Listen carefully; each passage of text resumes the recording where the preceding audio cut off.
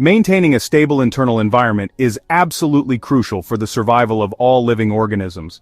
This delicate balance, known as homeostasis, ensures that our bodies function optimally despite constant changes in the external world. From regulating body temperature to balancing fluid levels, homeostasis is essential for life as we know it. Imagine stepping out into a cold winter day. Your body temperature starts to drop as the chilly air surrounds you. However, your internal systems swiftly respond to counteract this change.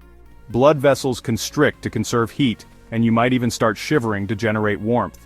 These automatic adjustments highlight the remarkable ability of our bodies to maintain internal stability. Disruptions to homeostasis can have serious consequences for our health.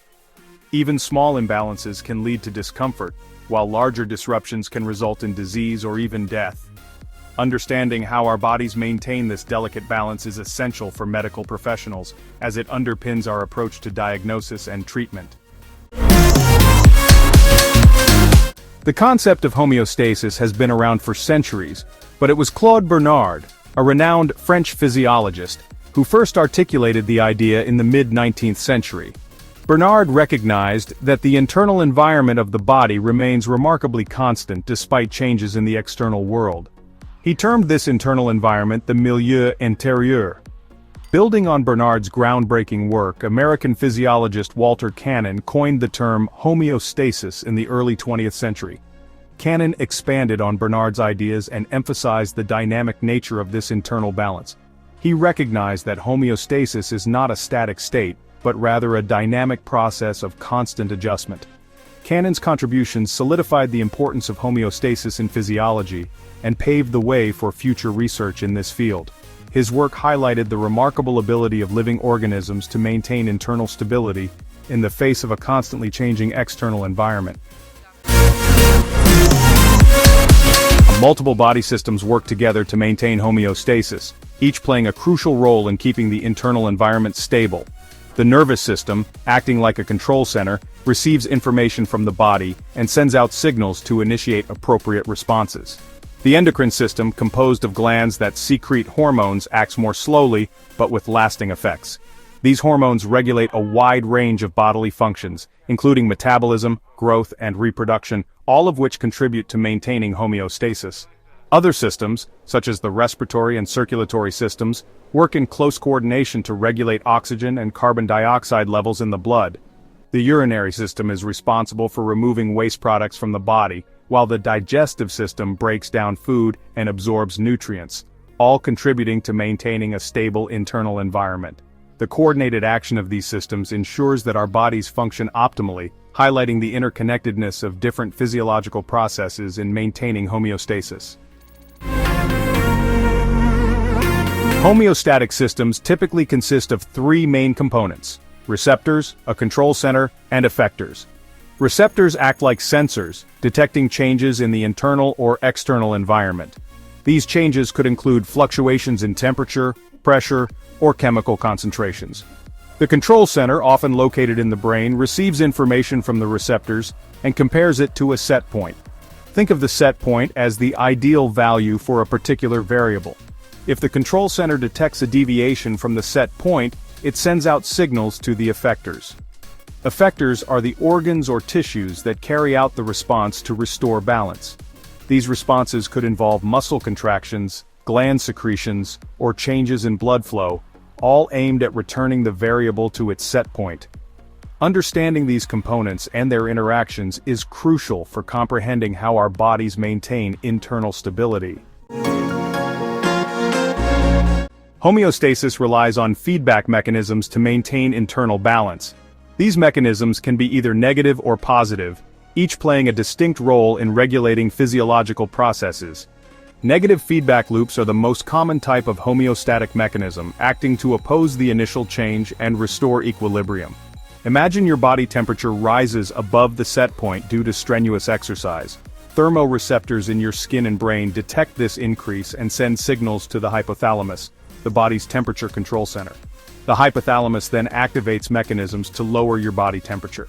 These mechanisms may include dilating blood vessels in the skin to release heat and increasing sweat production to cool the body down through evaporation.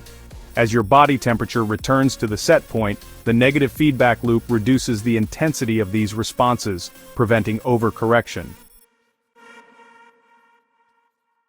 Negative feedback loops are essential for maintaining stability in various physiological processes. One classic example is the regulation of blood glucose levels. After a meal, blood glucose rises as our digestive system breaks down carbohydrates. This increase in blood glucose is detected by beta cells in the pancreas, which release insulin into the bloodstream. Insulin acts like a key, unlocking cells to allow glucose to enter and be used for energy or stored for later use. As glucose enters cells, blood glucose levels decrease, reducing the stimulus for insulin release. This negative feedback loop ensures that blood glucose levels remain within a narrow range, preventing the harmful effects of both high and low blood sugar.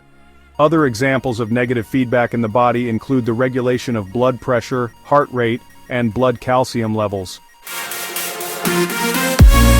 Unlike negative feedback, positive feedback loops amplify the initial change, driving a process to completion.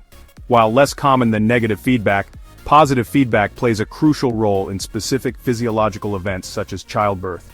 During labor, the baby's head puts pressure on the cervix, stimulating stretch receptors. These receptors send signals to the brain, which in turn releases the hormone oxytocin. Oxytocin causes the uterus to contract, further pushing the baby's head against the cervix, increasing the stimulation of stretch receptors. This positive feedback loop continues, with each contraction becoming stronger until the baby is born, at which point the stimulus for oxytocin release stops, breaking the loop. Negative and positive feedback mechanisms differ in their overall effect on a system. Negative feedback loops act as stabilizers, maintaining a variable within a narrow range around a set point. They are crucial for maintaining homeostasis and ensuring the smooth functioning of physiological processes. Positive feedback loops, on the other hand, are like amplifiers, driving a process to completion. They are less common than negative feedback and are typically involved in processes that have a defined endpoint, such as childbirth or blood clotting. Understanding the differences between these feedback mechanisms is crucial for comprehending how our bodies regulate various physiological processes. Homeostasis, the body's remarkable ability to maintain internal stability, is essential for life. From regulating temperature to balancing fluids and nutrients, this delicate equilibrium ensures the optimal functioning of all our physiological processes.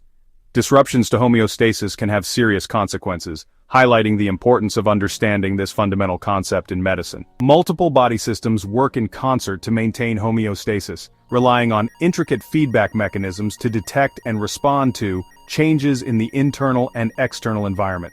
By grasping the principles of homeostasis, we gain a deeper appreciation for the complexity and resilience of the human body. If you'd like to delve deeper into the fascinating world of human physiology, subscribe to my channel and embark on a journey of discovery with me.